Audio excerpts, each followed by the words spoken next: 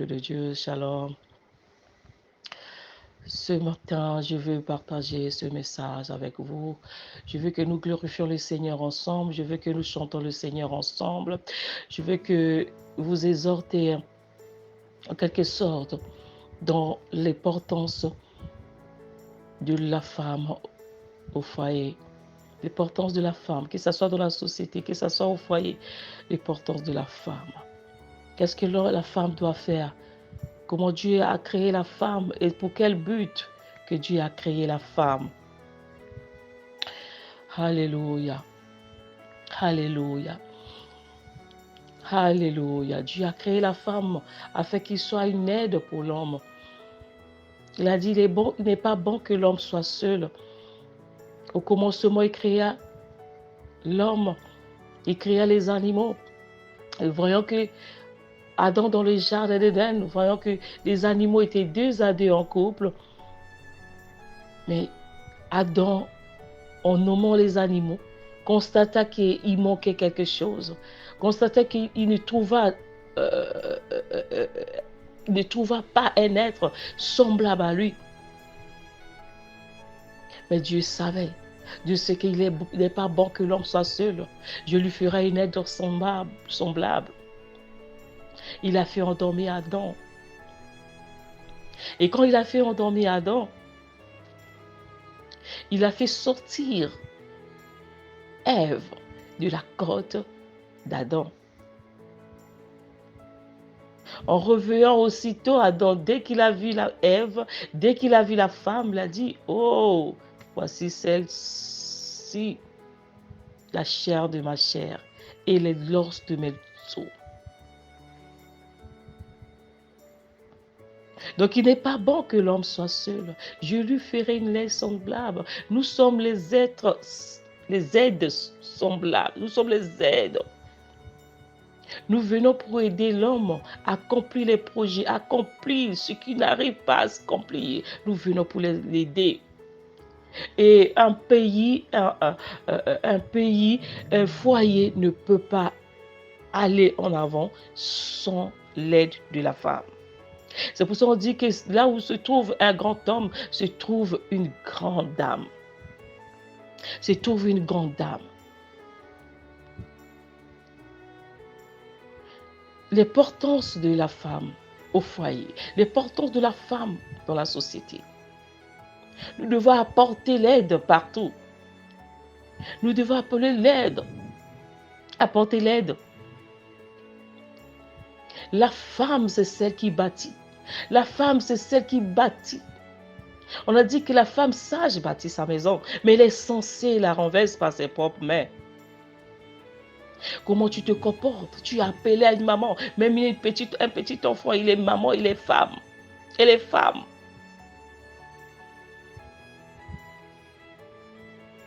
Comment tu te comportes dans le foyer? Ceux qui sont encore célibataires, ils cherchent à y entrer. Mais toi qui es déjà entré, qu'est-ce que tu fais dans ton foyer? Comment tu te comportes? Dans le foyer, au milieu des amis, dans la société, qu'est-ce que tu fais? Tu contribues en quoi? Il ne s'agit pas d'être femme,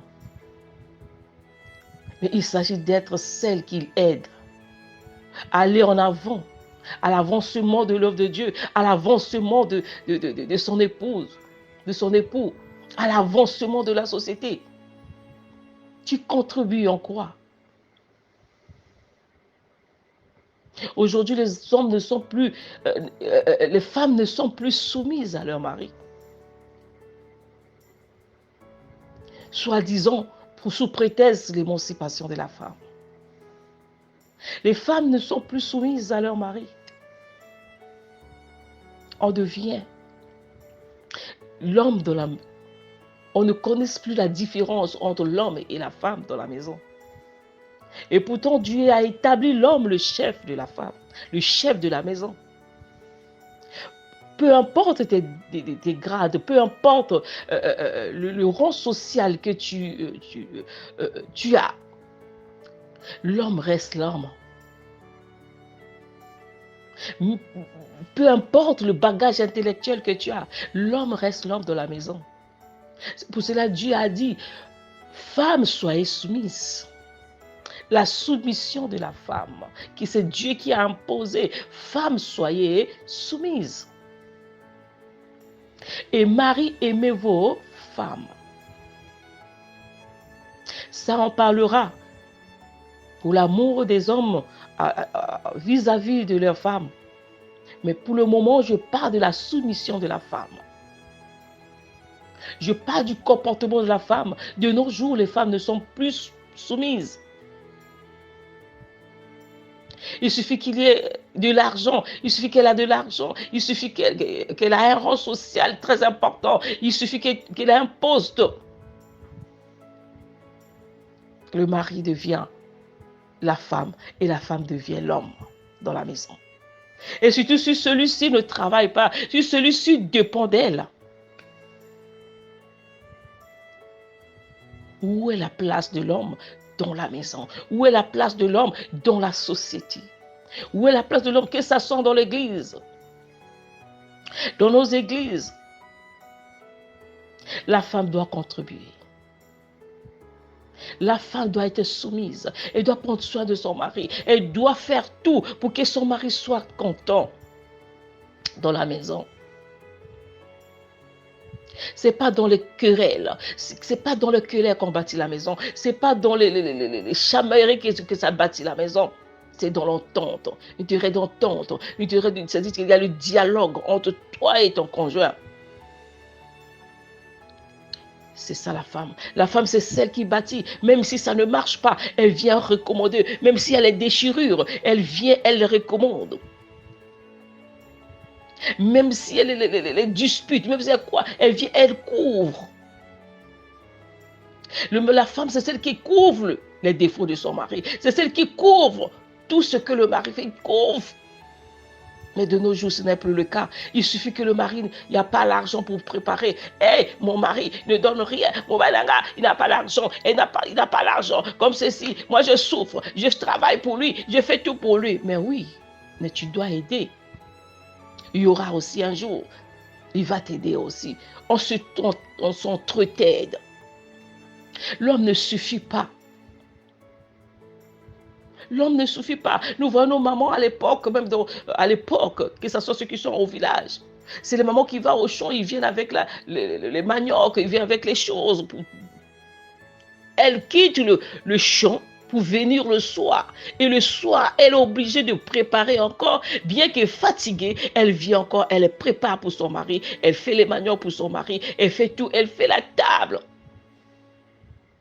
Mais nous, les femmes émancipées aujourd'hui, que je peux dire le terme, quand tu vas au boulot, tu reviens, tu dis que tu es fatigué, tu n'as pas le temps de préparer la nourriture pour ton mari, tu n'as pas le temps de s'occuper de ton mari. Donc le mari doit préparer lui-même, le mari doit faire tout lui-même. Où va le monstre? C'est pas ça la femme.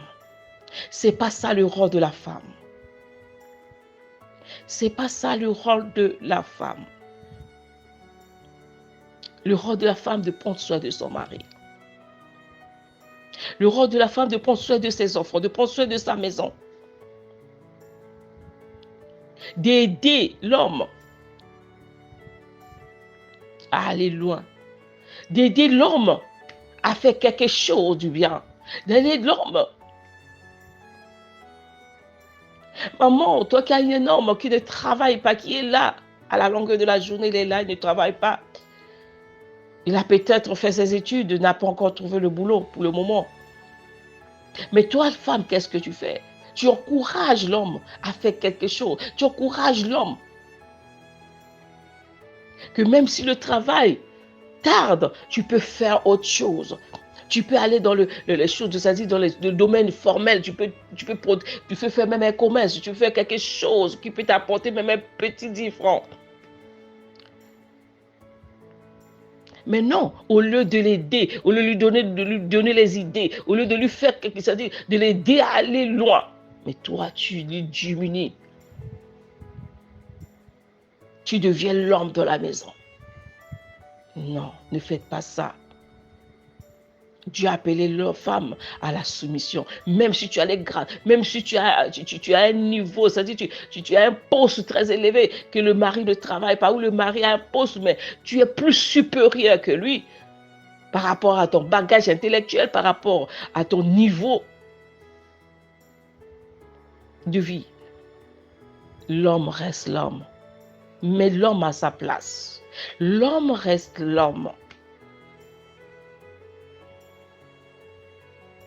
C'est cet enseignement-là, ce que je voulais vous partager. L'homme reste l'homme, notre vie. Les femmes, soyez soumises. Les femmes, soyez soumises. Aujourd'hui, on encaisse beaucoup de divorces à cause des soumissions de la femme, à cause des querelles, à cause. Je peux dire que dans 100%, je peux prendre même 80%, c'est les soumissions des femmes dans leur maison. Le mari est toujours le chef, peu importe. Il reste le chef de la maison. Femme, écoutez cet enseignement. Si tu as quelque chose, tu peux apporter pour ton homme. Tu peux apporter, tu peux faire du bien. Tu peux faire tout dans la maison. Ça, c'est une terrain d'entente entre toi et ton mari. Tu l'as aimé comme il est. Même si tu l'as aimé, il avait l'argent, aujourd'hui, il n'a plus rien. Mais c'est toi qui travailles maintenant. Tu peux prendre le relève. Tu peux prendre le relève. Tu peux faire tout ce qu'il faisait, tu peux le faire. Ça ne veut pas dire que quand il a perdu son boulot, il va rester éternellement comme ça. Il y aura toujours des opportunités qui vont ouvrir. Prie seulement le Seigneur. Fléchis tes genoux. Mon mari doit travailler, Seigneur. Regarde ce qui se passe dans mon foyer. Regarde. Tu pries pour ton homme afin qu'il trouve un boulot. Afin que Dieu ouvre les portes encore. Au lieu de faire n'importe quoi parce que le mari n'a plus d'argent. Au lieu de faire n'importe quoi parce que le mari n'a pas d'argent. Soyez soumis, soyez les aides. Aide l'homme, alléluia. Aide la société. Dans la société, s'il n'y a pas la femme, dans la société, la femme doit aussi aider. La femme doit aider dans le pays. C'est-à-dire, s'il n'y a pas la femme, parce que l'homme écoute la femme. L'homme est faible devant la femme. Et surtout la femme qui est soumise, c'est pas celle qui est querelleuse, c'est pas celle qui a des griffes devant son mari, c'est pas celle qui prend la place de son mari, mais celle qui est soumise. Quand elle parle à son mari avec douceur, avec amour, ce mari-là, il écoute et il fait ce que la femme dit. Vous voyez alors dans le jardin d'Éden, quand Ève présenta le fruit à Adam, Adam n'avait pas l'intention vraiment de manger ce fruit. Mais comme l'homme est faible devant sa femme, quand Adam et Ève présenta le fruit à Adam, Adam avait d'abord hésité de manger. Tellement que la femme, le portulaire la femme lui a, c'est-à-dire, lui a dit de manger, lui a poussé de manger, que non, le fruit est bon à manger. Tu ne peux pas refuser, c'est un fruit qui est bon. Au final, Adam a mangé là. Parce que c'est la femme. C'est pour cela que quand Dieu venait pour dire à Adam, qu'est-ce que tu as fait? Il a dit, mais c'est la femme que tu as laissée à côté de moi. Et pourtant, il pouvait refuser. C'est cette domination-là que nous avons auprès de nos maris. C'est une domination naturelle. Mais n'en profite pas de cette domination-là pour détruire la vie de ton homme. Mais sois soumise. C'est à quel moment tu peux parler à ton mari. À quel moment, quand tu parles, le mari va écouter. Dans la société, dans le pays, c'est comme ça. Quand il y a un président, que vous avez le président de la République à sa femme, tout ce que la femme va dire, il va. C'est pour cela que la femme doit être sage. La femme doit être une aide pour aider l'homme à aller loin, pour aider le président à construire, à faire du bien au peuple, à faire du bien dans son pays, à faire quelque chose du bien. C'est la femme. C'est la femme. C'est la femme. Mais la femme aussi peut détruire. La femme est capable de détruire. Elle est capable de construire. Mais ne sois pas cette femme-là qui détruit, mais sois une femme qui construit. qui construisent. Selon cette femme-là, cela soit une femme sage qui bâtit, mais pas les sensés. Et construisons avec le Seigneur ensemble. La personne qui n'a pas Dieu, qui ne connaît pas Dieu, fait des choses comme un insensé, parce qu'il n'a pas la connaissance de la parole de Dieu. C'est pour ça que Dieu nous a dit que ce livre ne se loie pas de notre bouche. Méditez-le nuit et jour. Nous devons méditer ce livre. Nous devons méditer pour comprendre la pensée de Dieu, pour comprendre ce que Dieu veut que nous soyons. Nous ne devons pas nous éloigner de ce livre. En lisant ce livre, tu vas comprendre comment tu pouvais se comporter, parce qu'avec l'aide du Saint-Esprit, tu vas changer, même si ta nature est compliquée.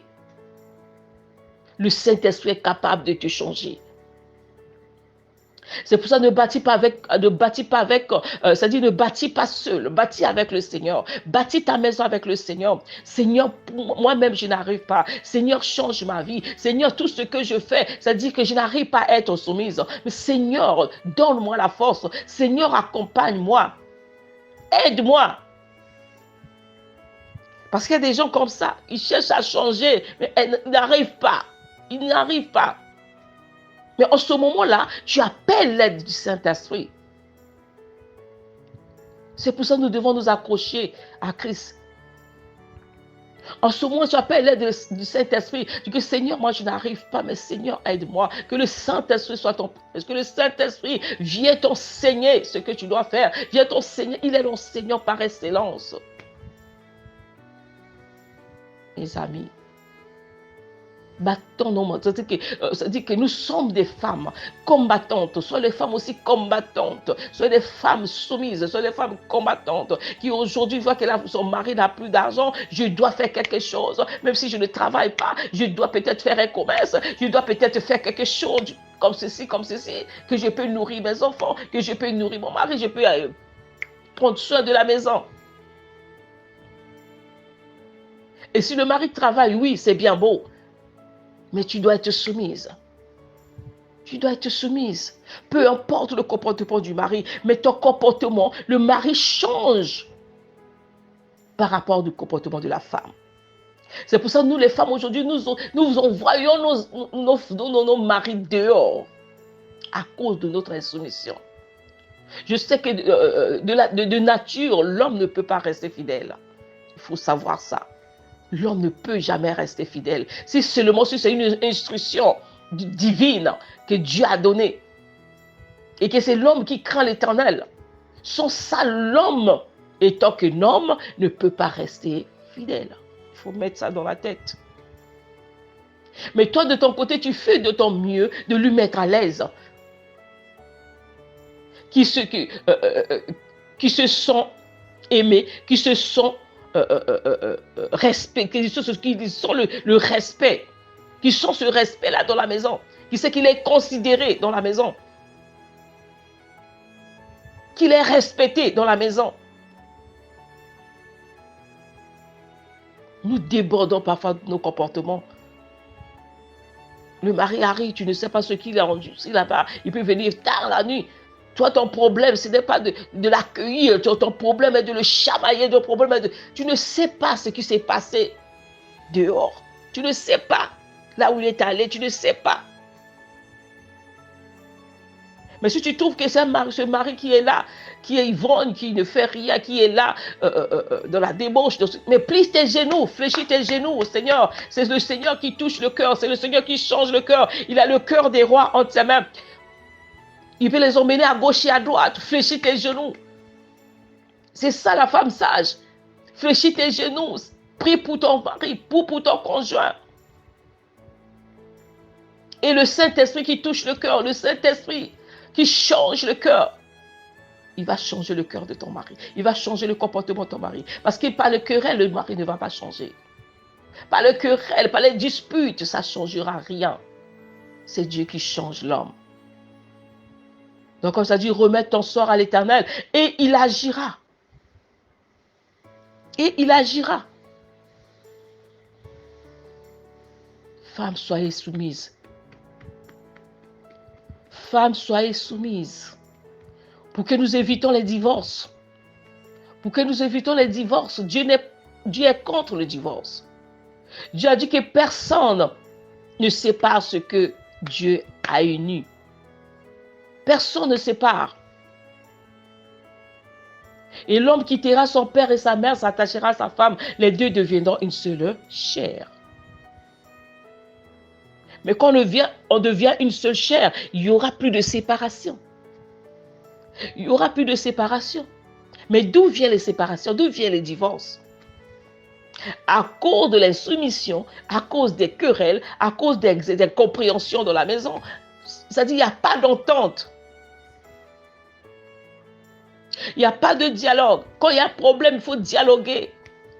Ça, en tout cas, je le veux. Ça, vraiment, vraiment, il faut dialoguer. Ce que tu ne veux pas, dis à l'autre que ça, je ne veux pas. Mais ce n'est plus ça. Le problème, c'est que s'il a fait comme ça, moi aussi, je dois faire aussi. S'il a fait comme ceci, moi, je dois aussi faire. Mais non, c'est pas ça. On n'est pas égal.